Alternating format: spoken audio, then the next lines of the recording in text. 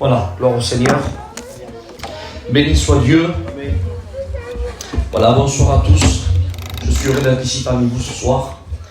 C'est une joie pour moi que le Seigneur me fait dans sa grâce et dans sa miséricorde, amen, de m'avoir mené ici jusqu'à vous, auprès de mes frères et de mes sœurs, pour se réjouir ensemble autour de la parole de Dieu. Ce soir, j'aimerais donner l'occasion à celui et à celle qui n'appartiennent pas à Dieu. J'aimerais te tendre la corde d'amour. Non pas ma corde, parce que la mienne, elle est fragile, elle n'est pas solide. Mais j'aimerais te tendre la corde de la parole de Dieu ce soir. Alléluia. Amen. Seul lui est capable, amen, de faire de toi une nouvelle création. Seul lui est capable, amen, de faire de toi, amen, son enfant. Seul lui est capable, amen, de te faire passer de la mort à la vie, des ténèbres à son admirable lumière. Seul lui est capable de te donner la paix, la joie, le bonheur, l'espérance, celle qui ne trompe pas, non comme le monde la donne, mais la véritable espérance. Alors j'aimerais m'adresser à toi ce soir. Peut-être tu es venu jusqu'à aujourd'hui, peut-être tu es habitué des réunions, mais il n'y a rien qui se passe. Et peut-être que tu te demandes le pourquoi et le comment. Pourquoi, Seigneur, il n'y a rien qui se produit? J'étais assis autrefois, peut-être tu dis ça comme ça, j'étais assis peut-être autrefois dans une réunion, il n'y a pas très longtemps, à côté de mon cousin ou d'un ami. Et juste à côté de moi, lui aussi était converti comme moi, et à travers la prédication, il a été brisé sur sa chaise. Et moi aussi, quand je l'ai vu, j'ai voulu lever ma main, je voulu demander pardon à Dieu, il ne s'est rien passé. Je ne sais pas pourquoi, peut-être que le Seigneur ne m'aime pas moi. Peut-être qu'il fait des préférences. Croyez-vous que c'est comme ça? Croyez-vous que Dieu fait des préférences? Croyez-vous bien que s'il y a deux inconvertis assis dans la main, à côté, côte à côte dans une chaise, l'un, ça va être le choix de Dieu, l'un il va être brisé et l'autre pas? Croyez que Dieu, il agit comme ça? Je pose une question. Quand le téléphone ne capte pas, est-il la faute du satellite? Est-ce qu'on dit c'est la faute du satellite? Parce que l'autre là-bas il capte, et moi je capte pas. Et pourtant, de toi à lui, peut-être il y a 3-4 mètres. Lui il capte et toi tu captes pas. Alors, est-ce que on donne la faute au satellite, on dit mais pourquoi tu donnes du réseau à lui et pas à moi? Mais non, tout simplement, c'est parce que lui, amen, il s'est mis dans un périmètre où il reçoit les ondes. Tandis que toi, tu es dans un périmètre où les ondes sont interrompues. Ce soir, au nom de Jésus, alléluia, Dieu veut que la vérité soit au fond du cœur. Amen. Dieu veut, amen, que la sincérité soit au fond du cœur. Alors ce soir, pour celui et celle qui a la parole de Dieu, on va ouvrir le texte tout de suite, amen, de la parole. À Dieu soit la gloire. Et vous connaissez ce célèbre chapitre et ce célèbre verset. Alléluia. Allez, on ouvre ensemble le livre de Jean, chapitre 3 et verset 16. Alléluia. Amen. Gloire à Dieu. Est-ce qu'on est bien ce soir? Jean, chapitre 3 et verset 16. Je suis sûr et certain que vous pouvez le réciter de mémoire. Sûr, même sans Bible. Mais on le lit par respect à la parole. Alléluia. Car Dieu, amen, a tant aimé le monde. Voyez-vous, il n'a pas fait une sélection. Il n'a pas dit car Dieu a tant aimé seulement qu'une certaine catégorie de personnes. Non, c'est pas écrit comme ça. Il dit car Dieu a tant aimé le monde. T'y es toi à l'intérieur. Est-ce que vous comprenez? Toutes les ethnies confondues y sont, tout peuple, toute tribu de la terre figure dans le texte. Car Dieu a tant aimé le monde qu'il a donné son Fils unique, afin que quiconque croise en lui, amen, ne périsse point, amen, mais qu'il ait la vie éternelle. Amen. Et on conclut toujours la lecture ici. Moi, je vous demande, amen, de continuer la lecture au verset 17. Écoutez, s'il vous plaît. Dieu, en effet, n'a pas envoyé son Fils dans le monde pour qu'il juge le monde. Parce que s'il aurait été venu ici pour juger le monde, il n'y aurait pas eu un qui soit sauvé. Car nous étions tous pécheurs et privés de sa gloire. Mais le texte dit, mais pour que le monde soit sauvé. Par qui? Par lui. Alléluia. Car il n'y a pas été donné un autre nom sur la terre et dans le ciel, sous la terre par lequel nous pouvions être sauvés. Car il n'y a qu'un seul médiateur entre Dieu et les hommes. Dites amen après ça. Jésus-Christ, le Fils unique de Dieu. Alléluia. Voulez-vous qu'on reprie le Seigneur? Alléluia. Je vais demander à l'ancien de prier Dieu. Gloire à Dieu. Gloire à ton nom, Seigneur. Merci. Merci que ta parole est annoncée une fois de plus pour celui et celle qui ne t'appartiennent pas. Il y a le privilège et la grâce ce soir au milieu de nous. Et tu es cette grâce merveilleuse et qui est prêt encore à toucher les cœurs, à bénir les cœurs, à tirer les cœurs à toi, de les enlever des ténèbres pour l'amener la lumière. Alors Seigneur, nous te disons que tu sois la bienvenue au milieu de nous. Bénis ton Seigneur. Alléluia. Merci car tu es dans l'autorité, Seigneur. Alléluia. Les paroles, les mots qui descendent du ciel. Oh, et les mots, Seigneur, gloire à Dieu. pour chacun d'entre nous. Et que toi revienne toute la gloire, Maître. Le Saint-Esprit convainc les cœurs de péché, de justice et de jugement. Alléluia. À Dieu soit la gloire. Alléluia. Afin que quiconque croise en lui ne périsse point, mais qu'il ait la vie éternelle. Certains diront, je crois à Dieu. Mais ça ne te suffit pas seulement de croire. Alléluia. Il faut que tu crois. Amen. Que le Fils de Dieu est venu ici pour chercher et sauver ceux qui étaient perdus. Tu es perdu. Il faut que tu comprennes bien ce soir que toi, sans Dieu, tu n'es rien. Mais Dieu sans toi, il continue à être Dieu. Est-ce que tu comprends? C'est pas Dieu qui a besoin de toi. C'est toi qui as besoin de Dieu. Alors tu me diras, Isaac, pourquoi Dieu me veut? Parce qu'il t'aime. Il t'aime. Écoute, et il sait lui, il le sait, car tout a été créé par Dieu. Écoutez, je ne suis pas ici pour vous faire peur, mais je vais essayer de vous bouger, de vous bousculer un peu. Écoutez ce que je dis. Tout a été créé par Dieu. Et même le feu de la géhenne. La Bible dit que Jésus a dit, retirez-vous de moi. Il leur dira, et allez. Il dit dans le feu de la géhenne qui a été préparé. Il dit pour qui?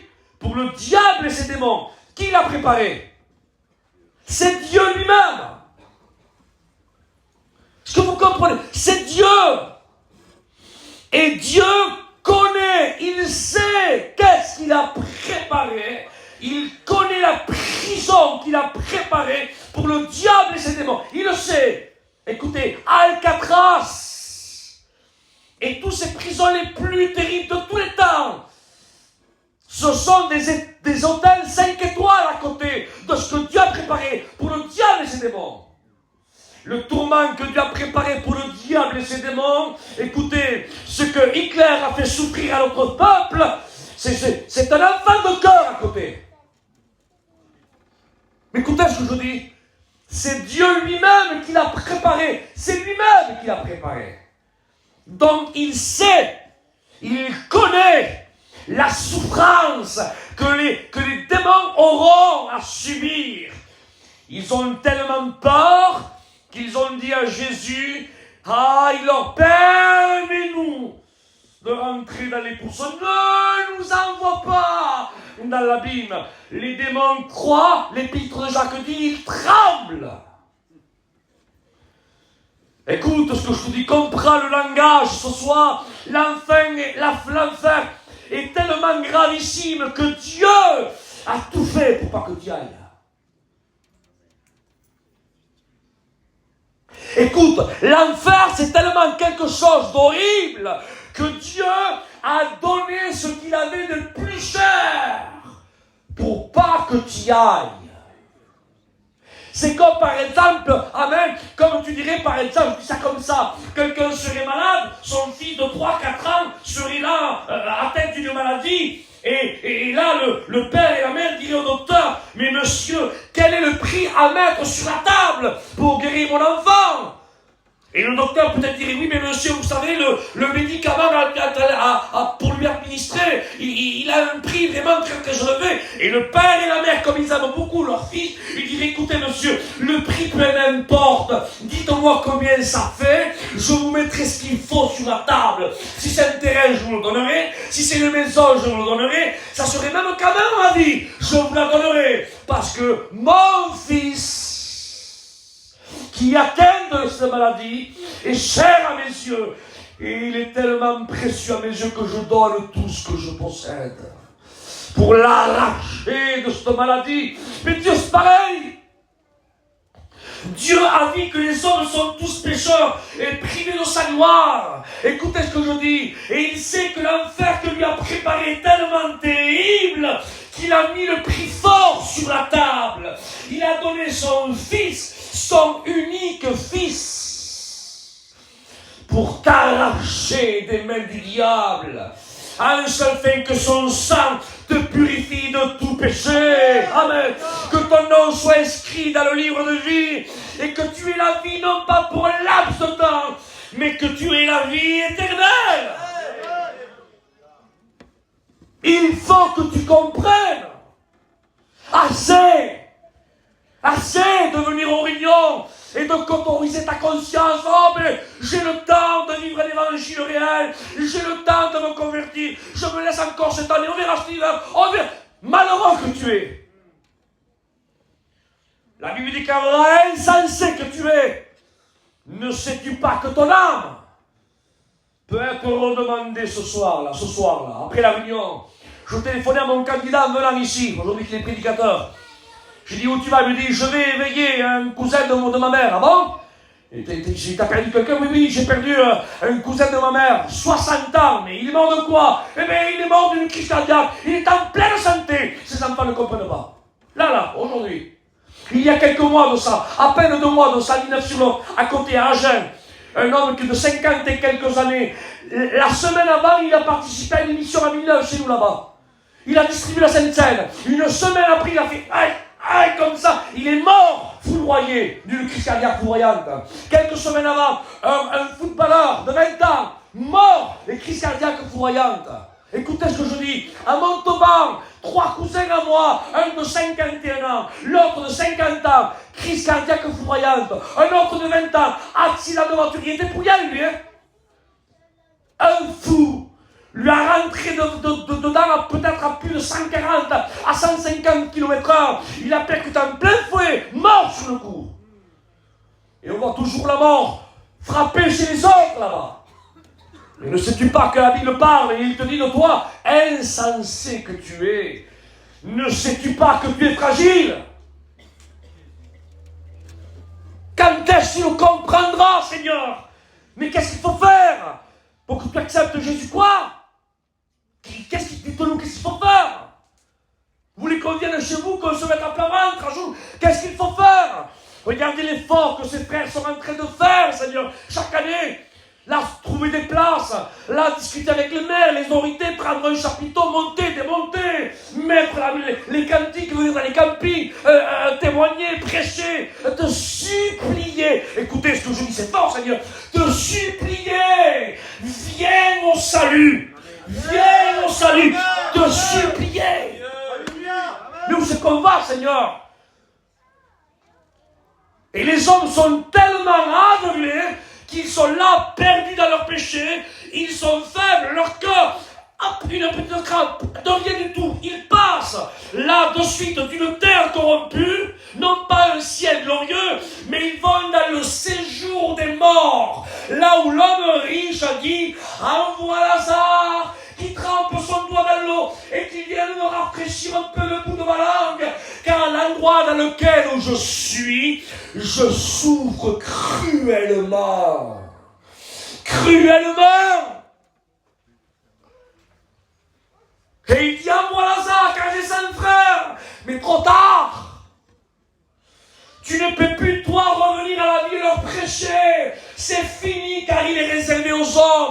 de mourir une seule fois. Après quoi il rentre en jugement. Insensé que tu es. Le péché t'a tellement aveuglé que tu crois que tu es immortel. Comme ce célèbre film, là, Highlander. Moi, il faut me couper la tête pour que je meure. Sinon, je suis un Highlander. Moi, je suis en pleine santé, regarde.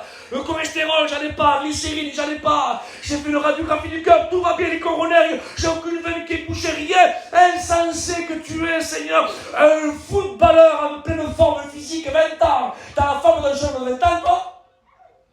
Jamais fumé, jamais bu, jamais drogué. Là, en plein entraînement, il fait ça, hop, il s'écroule devant l'entraîneur. Mort. 20 ans. Et toi, tu crois, toi, que tu avais encore ici éternel? Tu crois, non, pas éternellement, Isa. Je le sais que c'est la vérité. Mais c'est ça le pire. C'est que tu le sais. Non, mais t'imagines. Les messieurs qui sont en face, là, au terrain de football, qui s'entraînent, eux, ils ne savent pas. Mais tandis que toi, tu le sais. Je te dis, vous en connaissez le chemin. Vous savez par quelle porte il faut rentrer. Et vous ne voulez pas rentrer. Seigneur, alors Dieu a une juste patience pour qu'un grand nombre, soit sauvé. Alors il envoie ses serviteurs. Va m'aimer, qu'on va aller l'ancien. Il envoie. Dis-leur que je les attends. Dis-leur avec que sa vie est fragile. Dis-leur que la vie de son humanité est semblable à la vête du tisserand. De telle qu'elle passe tellement vite. C'est vrai, ça passe vite. C'est quoi une année? T'as vu, les semaines, elles passent comme des jours. Les mois passent comme des semaines. Seigneur, les années passent comme des mois. Ça y est, on est au mois de juillet, bientôt le 10, 12, 13, 14. Là, bientôt, à la fin du mois de juillet, août, et hop, la rentrée, on rentre notre fois d'hiver. Pas possible, mais on est sorti il n'y a pas longtemps. Mais il est écrit dans la parole de Dieu qu'un des signes aussi annonciateurs de son retour, il dit que les jours seront raccourciront. Mais une heure, c'est bien 60 minutes. Une minute, c'est bien 60 secondes, Seigneur. Mais il dit, amen, que c'est vrai. Un jour, il y a 40 ans de ça, c'était même pas 40 ans, 25 ans de ça. Un jour, c'était réellement un jour, on se levait, on mangeait. Il y avait du temps. Le temps était là. Maintenant, on ne s'est pas levé, hop, qu'il faut dormir. T'as pas mangé à midi, hop, qu'il rallume encore le feu pour le soir à 7 heures. Seigneur, on le sait, on se rend plus compte, hein, car on paye la traite de 5, il faut la repayer, mais je l'ai payé, là. Il s'est passé un mois déjà. Il faut que tu comprennes, Seigneur.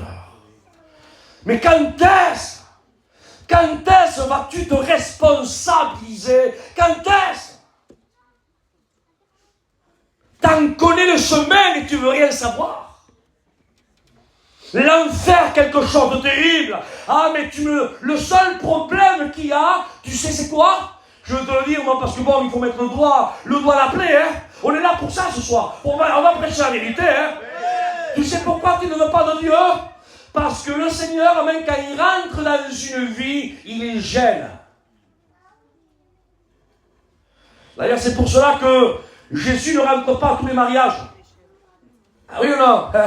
Parce que quand Jésus fait inviter aux noces de Canaan, inviter Jésus, ça demande des responsabilités. S'il y a Jésus, comme il y a l'ancien, les jeunes, quand vous faites une petite fête, là, que vous amusez, on appelle l'ancien, non, on ne l'appelle pas. On ne pourra pas s'amuser comme on veut. Il gêne l'ancien, si vous comprenez. On ne peut pas lever le coude comme on veut, on ne peut pas faire ce qu'on veut parce qu'il y a un respect là et on est obligé de... tu l'as amené. Seigneur, tu parles, pourquoi tu l'as appelé, Seigneur? Il nous a gâché la soirée. Mais quand on appelle Jésus au mariage, il gêne lui, parce qu'on ne peut pas déverser l'alcool comme on veut, on ne peut pas fumer comme on veut, on ne peut pas s'habiller n'importe comment, il gêne. Mais le texte dit amène aux noces de Cana, et je veux l'amener après ça. Jésus fait inviter. On a dit, tu peux venir, tu ne nous gênes pas, viens, tu es le bienvenu, et on te respectera. Et je prends l'image des noces de Canaan, parce que même quand Jésus décide de rentrer dans une vie, il y a là, tu réfléchis, oui, mais s'il rentre là, à la maison de mon corps, je ne pourrais plus faire ceci, je ne pourrais plus faire cela, je ne pourrais plus faire ceci, il gêne. Parce que Jésus ne cohabite pas avec le mensonge, Jésus ne cohabite pas avec l'erreur. du péché. Jésus ne cohabite pas avec la haine. Jésus ne cohabite pas avec les ténèbres. Mais le texte dit qu'ils ont préféré, il y a des hommes qui préfèrent les ténèbres à la lumière. Il semblerait que c'est écrit comme ça, mes frères et sœurs, je ne demande pas. Hein. Comment, Isaac, qu'est-ce que tu dis? Non, je ne veux pas le péché, moi que le diable, je ne veux pas. Tu ne veux pas le diable, mais pourtant tu fais tout pour être dans sa compagnie. Mais je n'aime pas le diable, mais tu n'aimes pas le diable. Et bien si tu n'aimes pas le diable, arrête de pratiquer les œuvres du péché. Tu l'aimes pas, Seigneur. Je ne comprends pas. Si tu l'aimes pas, alors s'il va lui comme ça, toi, eh bien, fais-lui complètement l'opposé. Fais-lui volte-face. Tu vas par là, je vais par là.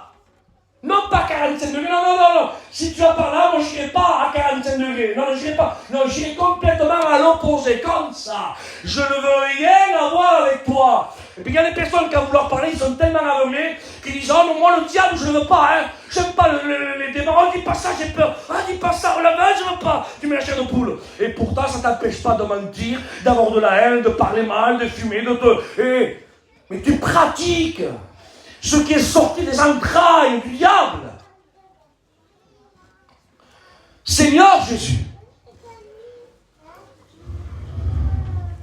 il faut que tu prennes conscience ce soir. Ça ne sert à rien. Parce qu'à un certain moment, on dirait que tu es venu un adepte, comme un abonné des réunions. Un abonné. Bon, la réunion, pour certaines personnes, c'est devenu le club du troisième âge. Moi, j'ai rien à faire. Qu'est-ce qu'il y a des idiots à ça? Oh, à la réunion. J'aime bien quand il chante de lui. Ça me fait des frissons. Eh bien, moi, je vais être là. Alors, ils sont là, et ils disent, Seigneur, tu vois quand même, hein, je suis ici, hein. Mais tu veux que je rentre dans ton cœur? Bon, ça verra plus tard. Comment il y a? Faut bien dire quelque chose, Seigneur, je vais à la réunion. D'accord, et mardi, et jeudi, et samedi, et mois de janvier, février, mars, avril, mai, juin, juillet, et 2019, 2018. À un certain moment, frère et soeur, il faut réellement prendre une réelle décision. Est-ce que vous comprenez ça? Il faut que tu ouvres ton cœur à Dieu et que tu acceptes Jésus rentrer à l'intérieur de ton cœur. Laisse-le qu'il rentre. Et quand lui rentre, amen, il met de l'ordre. Amen, il renverse les tables. Il renverse avec ceux qui font des choses qui ne sont pas à sa gloire. Et il met de l'ordre à la maison du corps de l'homme. Mais pour cela, il faut que tu l'acceptes. Accepte Jésus, amen. Accepte Jésus. Alléluia. Tu sais, pour être sauvé, moi je n'ai pas soldé le message. Hein. Il y a des personnes qui disent, lève ta main, tu es sauvé. Et Joanito disait, l'ancien, il disait, il y aura beaucoup de manchots en enfer et beaucoup de brasses encore dans le ciel. Il n'y aura que la main qui est sauvée dans le ciel. Et le corps, il y a des manchots dans l'enfer là-bas. Mais quand vous lisez la parole de Dieu, écoutez, moi, c'est pas écrit comme ça, l'ancien peut le reprendre à tout ça. Hein. Moi, je suis un prédicateur. Mais quand on lit la parole de Dieu, il n'est pas écrit dans la parole de Dieu, voilà, celui qui va être sauvé, donnez-moi votre main. Seigneur, je dis devant Dieu que c'est vrai. C'est pas écrit comme ça. Hein. Il n'y en a qu'un dans la Bible qui a levé sa main. Un. Et la main qu'il a levée, écoutez bien, hein, il n'a pas reçu un appel pour lever sa main. Il a fait de lui-même. Vous savez qui c'est? C'est l'apôtre Pierre. Quand il se noyait au lac de Tibériade, voyant qu'il se noyait, il a levé sa main. Il dit, Maître, sauve-moi, je péris. Maître, sauve-moi. Voyez-vous, quand on reconnaît qu'on est en train de s'enfoncer, il y a une action directe qui se fait. Il n'y a pas besoin que l'appel se crée. Tout seul, il a levé sa main. Mais il semblerait aujourd'hui qu'il faut supplier les âmes pour qu'ils lèvent sa main. Lève ta main, réfléchis. S'il te plaît, tu vas aller à l'enfer, lève ta main. Ah, ils sont là, lève ta main, elle a encore un appel. Il faut les supplier pour qu'ils... Et dès qu'ils lèvent la main, ah, gloire à Dieu, ça y est, il a levé sa main. Mais voilà, c'est une main levée, peut-être on peut prendre une photo à ce moment-là. Et après on peut dire, il y a eu 6 mains qui sont levées. Oui, mais ce sont seulement que des mains qui sont levées. Mais est-ce que réellement les noms ont été écrits dans le livre de vie? C'est autre chose, ça. Si vous comprenez ça. Alléluia. Mais qu'est-ce qu'il faut faire, Isaac, pour être sauvé? Il faut, amen, que tu écoutes la parole de Dieu. 2, amen, la parole de Dieu va créer en toi cette foi. Alléluia. 3, le Saint-Esprit, amen, va te convaincre de péché, de justice, de jugement. C'est-à-dire à travers l'écoute de ce que tu es en train d'écouter ce soir, le Saint-Esprit te parle là. Et il te dit, tu vois ce qu'il dit, le prédicateur, le jeune prédicateur, il a raison, hein. S'il t'arrive quelque chose, tu vas l'enfer. Et c'est vrai, il ne faut pas jouer avec Dieu. Et c'est vrai, tu es perdu, repens-toi. Et le Saint-Esprit te montre ta vie. Il te convainc. Il dit que tu es un damné. Est-ce que tu comprends ça? C'est la grâce de Dieu. Alléluia. Et après cela, mais il y a une repentance qui se crée. Mais ce n'est pas seulement une belle levée, c'est une réelle repentance. Il y a un fruit qui sort. Et quand il y a une réelle repentance, alors automatiquement, hop, en un clin d'œil, amen, il y a une nouvelle naissance, amen, qui se produit. Alléluia. Et il y a une conversion, un volte-face. Si on marchait direction l'ennemi, volte-face, on marche maintenant dans le chemin, amen, qui est le Christ. Et après cela, on passe par les eaux du baptême. Il y a tout un processus qui se fait. Mes frères et sœurs, avant d'enclencher le dernier, qui est le baptême d'eau, il faut naître de nouveau. Est-ce que vous comprenez ça? Jésus, avant d'être baptisé au Jourdain, amen, il est né à Bethléem. Après, il s'est fait baptiser au Jourdain. Il n'avait pas eu besoin, Jésus, d'être baptisé. Mais il a fait ceci pour nous servir d'exemple. Est-ce que vous comprenez ça? Mais c'est dans le sens spirituel, c'est qu'avant d'être baptisé dans le Jourdain, avant de recevoir le baptême d'eau, il faut naître à Bethléem, il faut naître de nouveau, car s'il n'y a pas de nouvelle naissance, prenez-le comme vous voulez, il n'y a pas de ciel.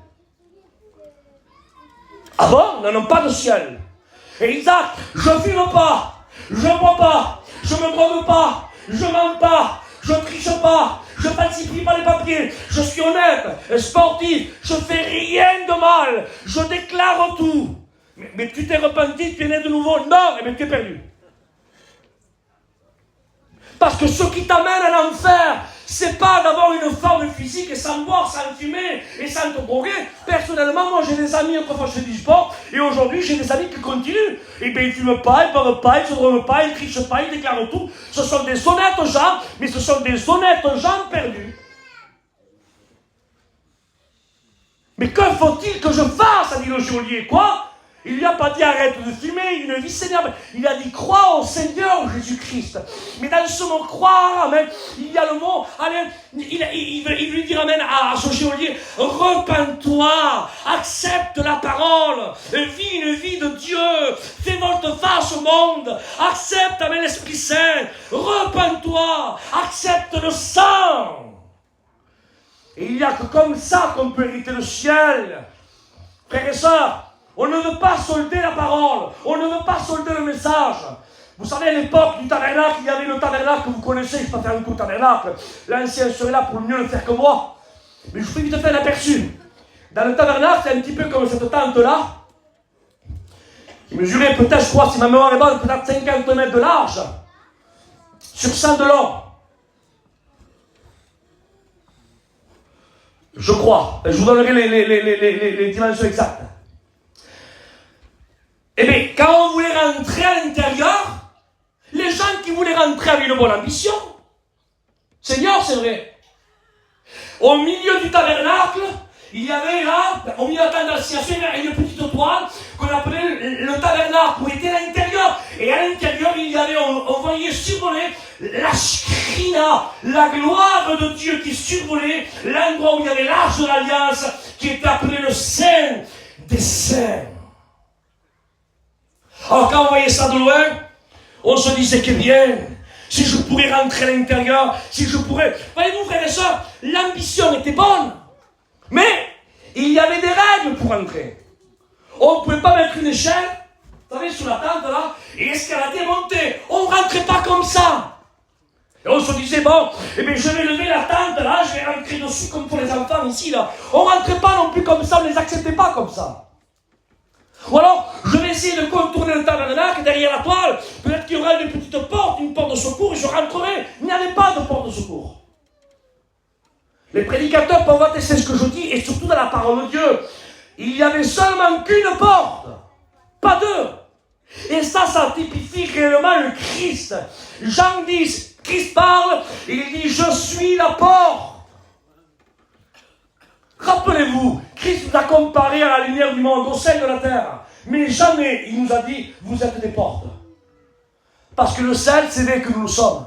La lumière, dans les Éphésiens, c'est écrit. Vous étiez autrefois ténèbres, aujourd'hui vous êtes lumière. C'est vrai que l'on l'est. Vous êtes des saints membres. On l'est aussi, comprenez ce que je dis. Vous êtes le temple, on l'est aussi. Mais jamais il est écrit dans la parole de Dieu, vous êtes des portes. Parce qu'il n'y a pas de porte dans le ciel. Il n'y a qu'une porte. Et la seule porte pour entrer, c'est Christ qui l'a dit. Il dit, je suis la porte. Et il dit, nul ne va au Père. Il dit, si ce n'est par moi. Mais qui es-tu, toi? Hein? Qui es-tu? Eh bien, Jésus parle, il dit, je suis Jésus. Je suis le sauveur du monde. Et la porte, ce qui est de merveilleux, c'est qu'elle n'était pas étroite. Et une porte, ça mesure peut-être 1m50 pour 80 cm à 1 mètre, 1m20. Une porte à entrer pour rentrer. On peut rentrer si elle est large un petit pas deux. Mais à 3 d'un coup, on ne rentre pas. C'est pas assez large. Mais quand on voulait rentrer dans la table d'assignation, la porte, elle mesurait 10 mètres de large, 20 coudées. C'est large, hein? La porte, elle a la gorge. Amen. Il est écrit, car Dieu n'a pas envoyé son Fils dans le monde pour quoi faire? Pour juger.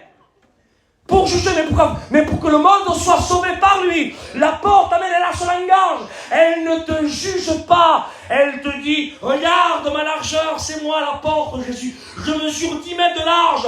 Et pour beaucoup de péchés que tu as fait, beaucoup de tromperies que tu as fait, beaucoup de malices que tu as, beaucoup de mensonges que tu as fait, beaucoup de drogues que tu as subi, beaucoup de haine que tu as, pour beaucoup de péchés que tu as, regarde-moi. Je suis assez large pour t'y accueillir. Elle ne te juge pas. Mais il y a un mais. Un grand mais. M-A-I-S. Il y a un grand mais. Le grand mais, c'est que la porte, elle avait 4 couleurs de porte là. Et la Bible dit que l'Ancien Testament, c'était l'ombre des choses à venir. Perdez pas le fil. Donc la porte, c'est le Christ. Ce n'est pas les apôtres et les prophètes. C'est le Christ, la porte.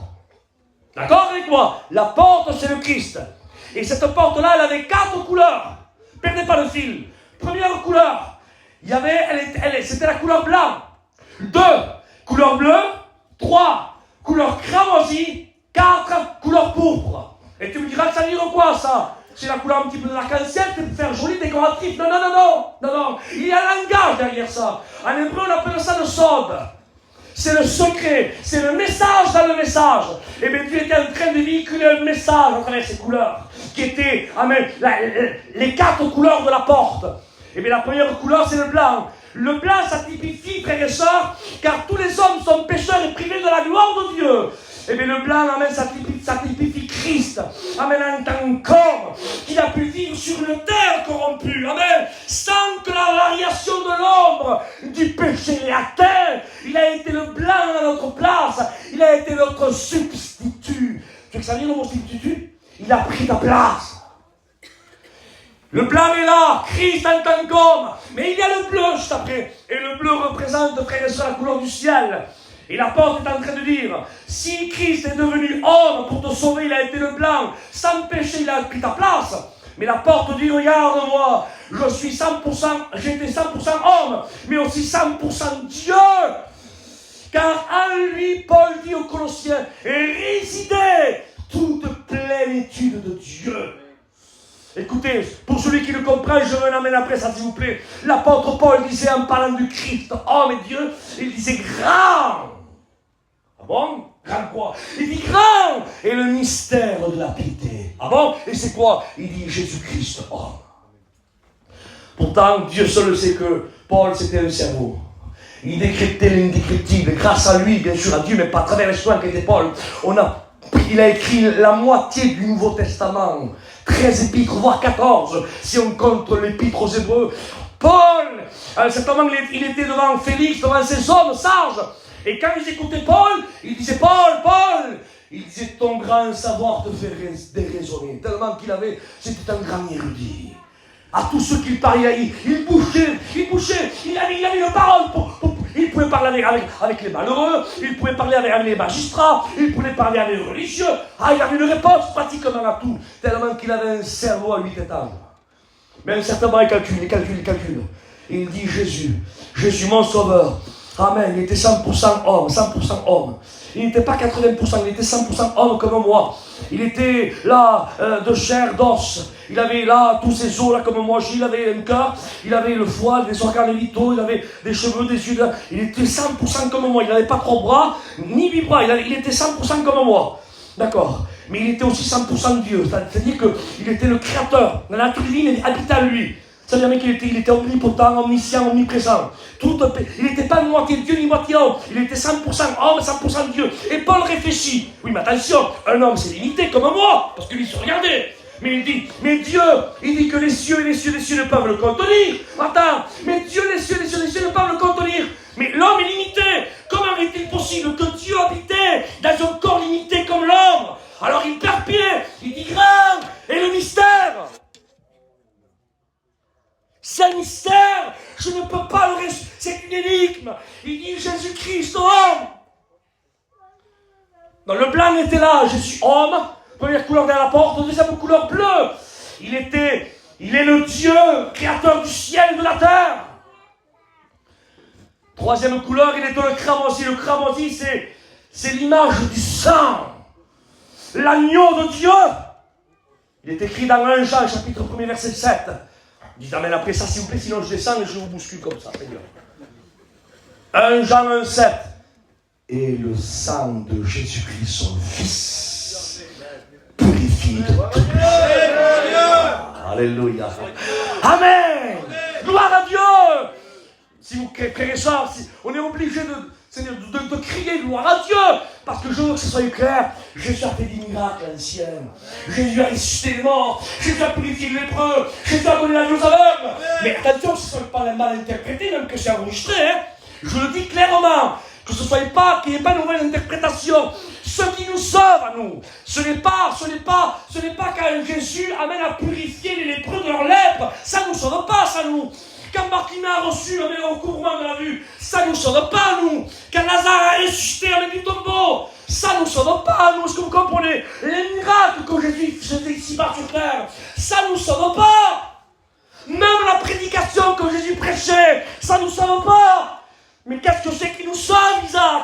Ce qui nous sauve, c'est la mort à la croix, l'expiation par le sang. Et la résurrection pour notre justification.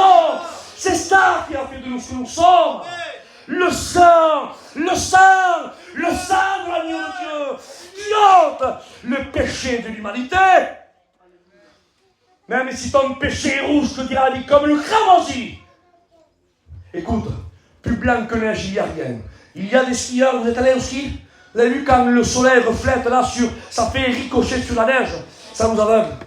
On est obligé de mettre des lunettes de soleil parce que c'est trop blanc, ça nous aveugle. Il n'y a pas une couleur plus blanche que neige. Mais quand je lis la Bible, dites amen après ça s'il vous plaît, quand je lis la Bible, il y a une couleur qui existe plus blanche que neige. Ah bon, c'est laquelle Isaac? Il dit si ton péché est rouge comme le cramoisi, ils deviendront plus blancs que neige. Alors tu dirais, Isaac, c'est quoi, amen? C'est quoi la couleur plus blanche que neige? Qu'est-ce que c'est? Tu veux le savoir, oui ou non? Amen. Veux-tu savoir qu'est-ce que c'est la couleur plus blanche que neige? Amen. Dites amen après ça, s'il vous plaît. Un corps lavé par le sang de Jésus. Amen. Plus blanc que neige. Amen. Alors, amen. Alors, certains diront, on arrête là. Mais non, on ne peut pas arrêter là. Là, je vous ai cité seulement que 3 couleurs. Alors, certains seront intéressés par passer pour la porte là. Pour entrer là, parce que le tabernacle, c'est l'image un petit peu de la terre et des étapes pour aller au ciel. C'est un petit peu l'image du tabernacle. Pour entrer dans le Saint des Saints, qui est l'image du ciel, où réside la Shekhinah, la gloire de Dieu. Et là où les nôtres nous ont devancés, ils sont là-bas dans la Shekhinah, dans la gloire de Dieu, dans le ciel, dans le Saint des Saints, dans le tabernacle. Et nous, on est à l'extérieur. Enfin, certains, hein. Nous, on y est dedans, hein. Entre parenthèses, hein. Mais si toi, par exemple, tu voudrais rentrer, je veux rentrer dans le Saint des Saints, et tu dis, il n'y avait pas, je suis obligé de passer par la porte, et tu calcules la porte, et là c'est large pour la cuisine, donc c'est bon, j'y passe, 10 mètres de large. Qu'est-ce qu'elle me demande? Les critères pour passer dans la porte, il faut accepter la porte, elle est. avoir les blancs. Jésus en tant qu'homme, je l'accepte, il a pris ma place. Jésus, le bleu, en tant que Dieu, je l'accepte aussi en tant que Dieu. Bien sûr, on a besoin de Dieu. Il guérit, il protège, il conduit. Amen, on a besoin d'un Dieu, c'est merveilleux d'avoir un Dieu.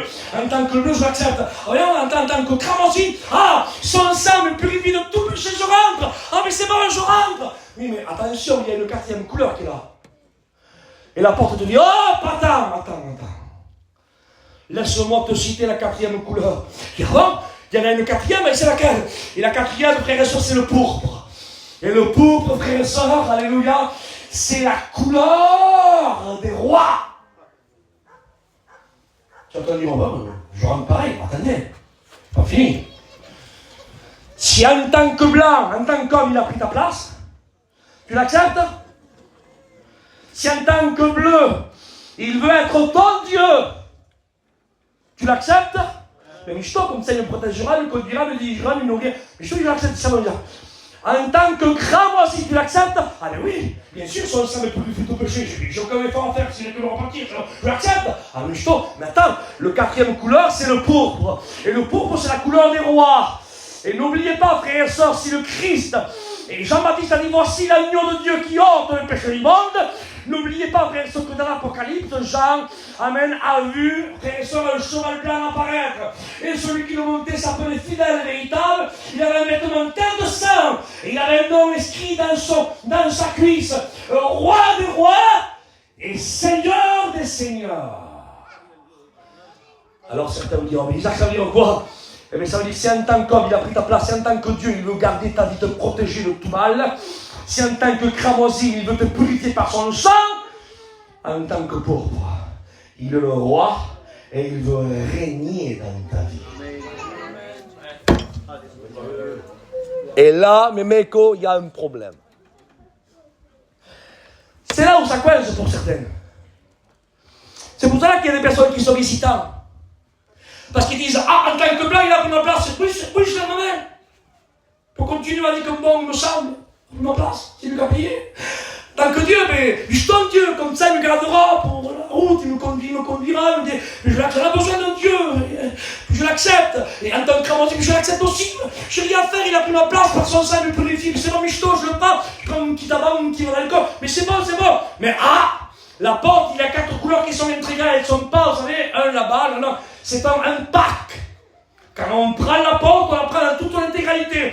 Et le pourpre fait figure des 4 couleurs. Et le pourpre, c'est la couleur des rois. Et la couleur du roi, il te dit, attention, si tu passes par la porte, il faut que tu m'acceptes avec ces 4 couleurs. Ça veut dire qu'il faut que tu m'acceptes en tant que roi des rois et seigneur des seigneurs. Mais je comprends pas, ça veut dire quoi? Mais tu vas avoir la couronne, Seigneur, tu me laisses la couronne. Non, mais ça, c'est une chose que je vais à la couronne.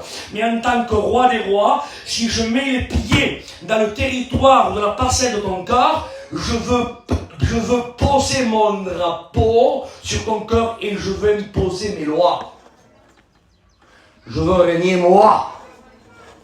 C'est pour cela que Jésus a dit, autrefois vous avez entendu dire, ça d'accord, mais maintenant moi je vous dis. C'est plus pareil. Autrefois t'as entendu dire, mais maintenant moi je vous dis. Eh bien c'est ce qu'il fait, frère et sœurs, la couleur du pourpre. Quand il rentre dans son cœur, il impose sa loi. Il te dit, autrefois c'était comme ça. Et maintenant, moi, je te dis. Mais autrefois, c'était dent pour dent. Si me fait quelque chose, mais maintenant, moi, je te dis. Et maintenant, moi, je te dis. C'est-à-dire qu'il veut imposer sa loi. Il veut enlever ta loi. Et il veut mettre sa loi. Et c'est là où ça coince pour certaines personnes. Parce que les personnes qui acceptent, quand ils veulent un Jésus sauveur, ils veulent un Jésus qui les dirige, un Jésus avocat. On a besoin d'avocat. Mais ils ne veulent pas comme un Jésus comme roi. Parce qu'un roi, il règne. Mais tu ne peux pas faire une sélection avec Jésus. Tu ne peux pas prendre une partie. Les 3 premières couleurs, je les prends et la dernière, je la laisse. C'est pas comme ça. Jésus a dit dans Jean 15, il dit, je suis le cep et mon père est le vigneron. Il y a beaucoup de cèpes. Si vous verrez, regardez, quand vous verrez ici, dans le Médoc, il y a beaucoup de vignes. Regardez les cèpes. Pourquoi Jésus a dit un cep? Il aurait pu dire, je suis un pommier. Et vous êtes des pommes. Et on comprend le langage spirituel. Le pommier c'est lui, la scène passe, les pommes c'est nous, et voilà, mon Dieu, mais on comprend. Non, non, il dit je suis le cep. Parce que Jésus est en train de dire, le cep, c'est le seul arbre que tu ne peux pas modeler. Tu verras une chaise en pommier. Tu verras un pupitre en mûrisier. Tu verras une table des chevets en chêne. Mais tu ne verras jamais une chaise en pied de vigne. Tu ne verras jamais un pupitre en pied de vigne. Tu ne verras jamais un meuble en pied de vigne. Pourquoi? Parce que le pied de vigne, tu ne peux pas le modeler. Ça veut dire que si tu prends un pied de vigne, tu l'arraches de la terre et tu le mets chez toi, c'est parce que tu es tombé amoureux de sa forme. Jésus était en train de dire, je suis le cep, le pied de vigne. Si tu me prends, n'essaye pas de me modeler. Tu ne me modeleras pas. Si tu me prends, c'est parce que tu es tombé amoureux de ma personne. Tu m'aimes tel que je suis. Il y a un jour un jeune homme qui a essayé, je ne sais pas s'il était gitan celui-là, il a essayé de le modeler. Il dit, oh bon maître, que faut-il que je fasse pour hériter? Bon maître, il est un petit peu là. Oui, mais ça marche avec les religieux du docteur de la loi et les pharisiens. On leur met un petit peu de pommade et hop, on fait d'eux, voilà, on fait d'eux une table de chevet, un meuble, on les modèle à eux. Ils sont façonnables avec un petit peu de pommade, une petite grillade, et hop, on leur fait solder la vérité, le message.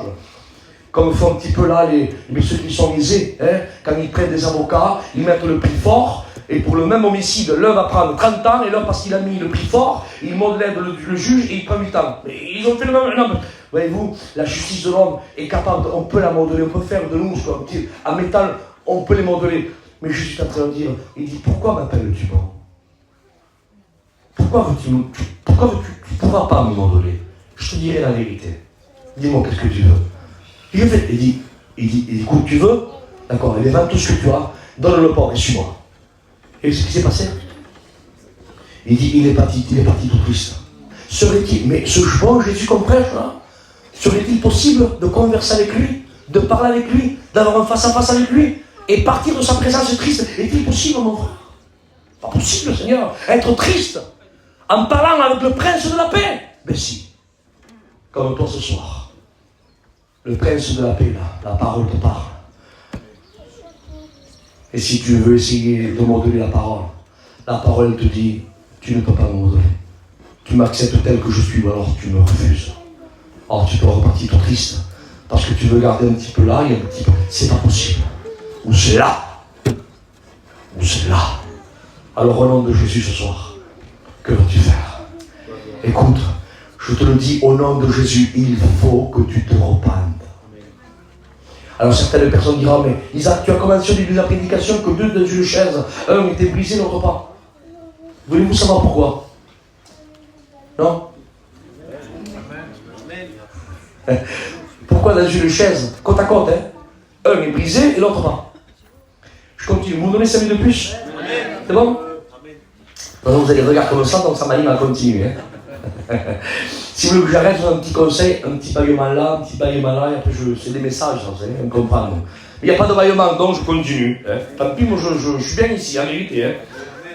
On passe la porte. Vous voulez qu'on passe la porte vite fait? On passe la porte tabernacle et on tombait avec quoi là? Qu'est-ce qu'il y avait? Vous vous rappelez, lecteur? On tombait nez à nez. Hein. C'était pas sur la gauche, c'était pas là dans un coin à droite, ça te bloquait là, c'était là, ça te bloquait la route. C'était l'autel des sacrifices. Et on ne va pas tout détailler, tout ce qui était l'autel, parce qu'il nous faudrait beaucoup de temps. Mais seulement un petit point. Pas un petit point, il n'y a pas de petit dans la parole. Un grand point. Tout ce qui est grand. Amen. De petit, c'est de moi. De lui, c'est grand. Hein, on va dire un grand. Entre parenthèses, ne lis jamais un petit message. Même un mot de lui est un grand message. Amen. Dans l'autel des sacrifices, dans chaque angle comme ça, c'était un carré, si vous préférez. Et dans chaque angle, il y avait des cornes. Qu'est-ce que c'est une corne, Seigneur? Comme les taureaux, une corne. Et bien dans chaque angle là, de l'autel, il y avait une corne à chaque extrémité. Et la corne, c'est le langage de la corne, c'est le langage de la puissance. Ah bon? Pourquoi? Parce que quand un taureau, avec tout son corps qui est tout musculé, massif, quand il veut charger contre son adversaire, il baisse la tête et il met les cornes en avant parce qu'il veut projeter toute la puissance de sa masse musculaire, il veut le projeter dans l'impact qui sort par les cornes. Et bien laissez-moi dire quelque chose, que dans l'autel, quand on mettait l'agneau, il y avait une puissance qui était là. C'était la puissance, frères et sœurs, de la justice de Dieu qui tombait. Mais il y avait aussi une puissance de pardon, une puissance de miséricorde. Et il fallait quand même que la puissance elle sorte par un impact. Et l'image de la corne, c'était là même où celui qui, c'était celui que la corne touchait, amen, et bien la miséricorde, le pardon de la puissance de l'autel, amen, pénétrait celui qui touchait la corne dans le plan spirituel, comprenez mon langage. Mes frères et sœurs, l'autel veut dire tout simplement, le mot autel veut dire élevé, lieu élevé. Rappelez-vous ce qu'a dit Jésus. Et si le Fils de l'homme serait élevé entre ciel et terre, amen, alors il attirerait tous les hommes à lui. Le mot autel veut dire lieu élevé. Eh bien, le mot autel, ce n'est rien d'autre que Jésus sur la croix. C'est ça. Écoutez, et quand on passait la porte, l'autel était où? En plein milieu de barrer la route. Eh bien, le langage de l'autel, c'est celui-ci. Ton ambition est grande, mais si tu ne passes pas par moi, si tu ne me touches pas, et si ma puissance, ma miséricorde ne te touche pas, tu ne rentres pas. Mais ce soir, frères et sœurs, laissez-moi vous dire que celui qui te barre la route entre la terre et le ciel, ce n'est pas Isaac, ce n'est pas les hommes. C'est la croix qui est ici, qui est dressée. C'est le Christ sur la croix. L'agneau de Dieu, amen, est ici ce soir. Et il veut, frères et sœurs, que sa puissance, son pardon et sa miséricorde pénètrent ta vie. Mais je dis ça, je prie Dieu, je ne vous l'avais plus. Et tu me diras, Isaac, mais pour que la puissance même pénètre le corps, il fallait faire comment? Il fallait toucher la corne. Oui, mais attention, le problème il est là. Pourquoi dans une chaise côte à côte, un est brisé et l'autre non? C'est parce qu'il y avait une façon de toucher l'autel. L'autel et la corne de l'autel ne la touchent pas n'importe comment. C'est là le problème, voyez-vous. Et il est là l'anomalie, pourquoi un côte à côte dans une chaise est brisé et l'autre n'est pas brisé. Pourtant les deux ont levé la main, les deux ont demandé pardon, les deux grosso modo ont touché la corne. Mais à un, la puissance est rentrée du pardon et l'autre non. Pourquoi? Regardez, il y a une image dans la parole de Dieu. Un jour, et je prie le Seigneur, un jour il y avait un homme qui fuyait la colère de Salomon. Il s'appelait Adonijah. Vous le trouvez dans le premier livre des Rois, chapitre 1er, verset 50. Il fuyait la colère de Salomon. Et tout à coup, alors Salomon envoie des gardes pour la choper, bien sûr. Et cet homme-là rentre dans les parvis, c'est ce qu'il fait. Il s'accroche à la corde de l'autel. Et quand les gardes veulent s'accaparer de lui, ils voient qu'il s'accroche à la corde de l'autel. C'est ce qu'ils font. Ils retournent, les gardes vont voir Salomon. Il dit, Salomon, il dit, on a voulu s'accaparer d'Adonijah, mais Adonijah, on l'a vu qu'il s'accrochait à la corde de l'autel. Et Salomon dit, ah bon? Il s'accroche à la corde. Il dit alors qu'il conserve la vie. Pourtant, il le poursuivait pour le tuer. Parce qu'il s'accroche à la corde, il a conservé la vie. Chut, perdez pas le fil.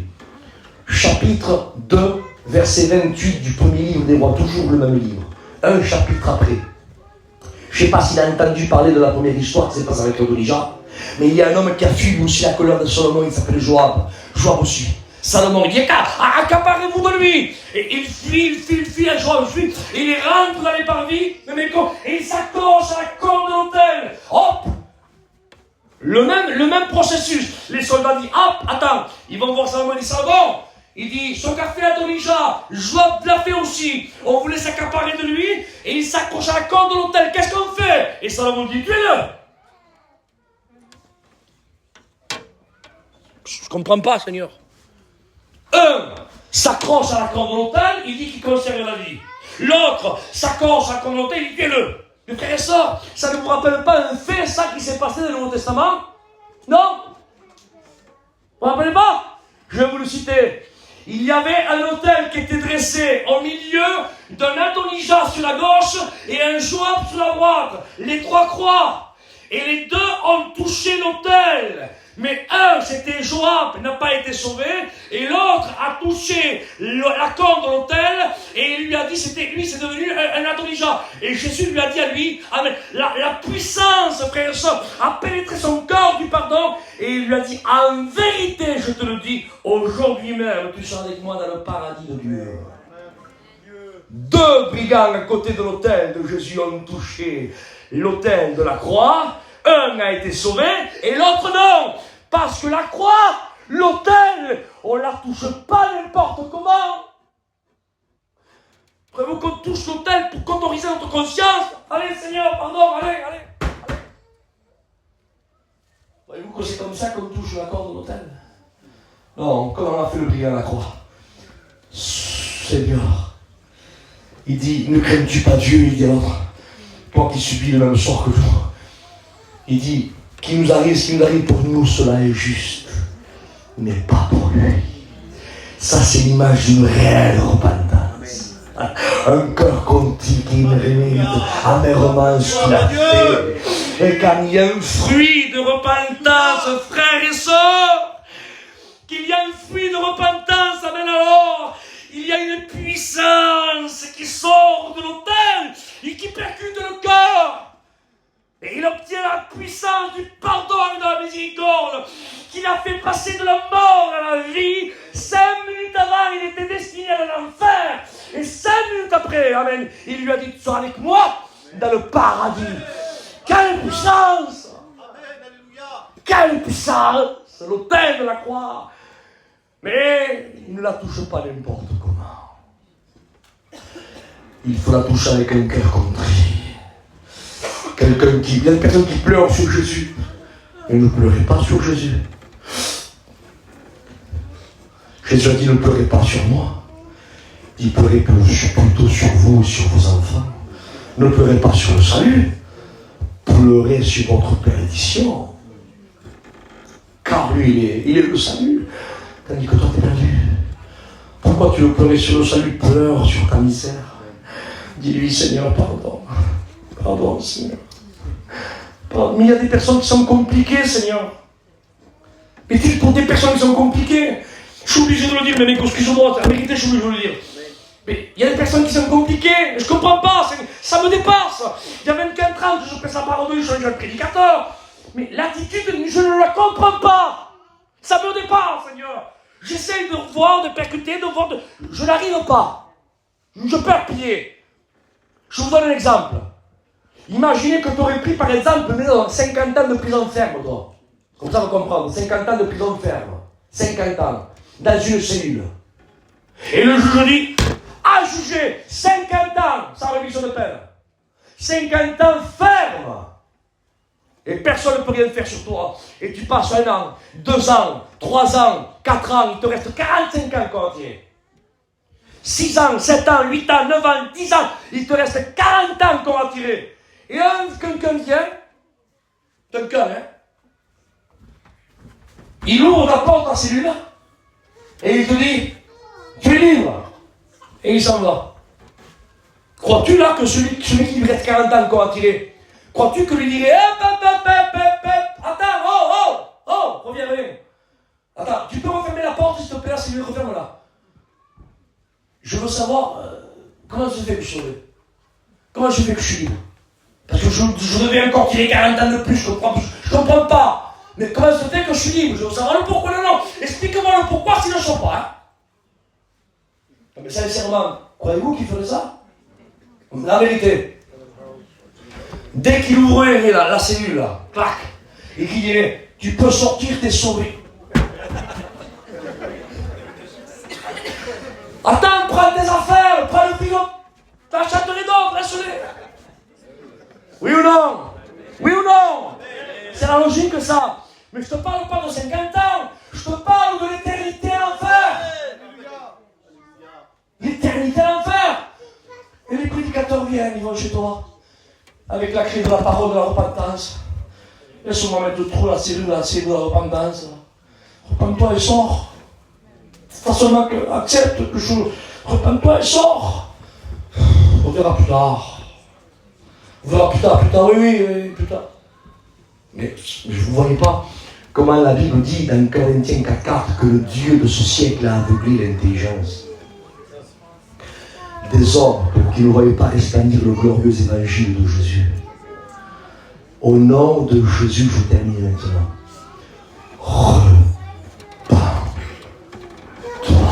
Amen. Ferme nos yeux. Adieu.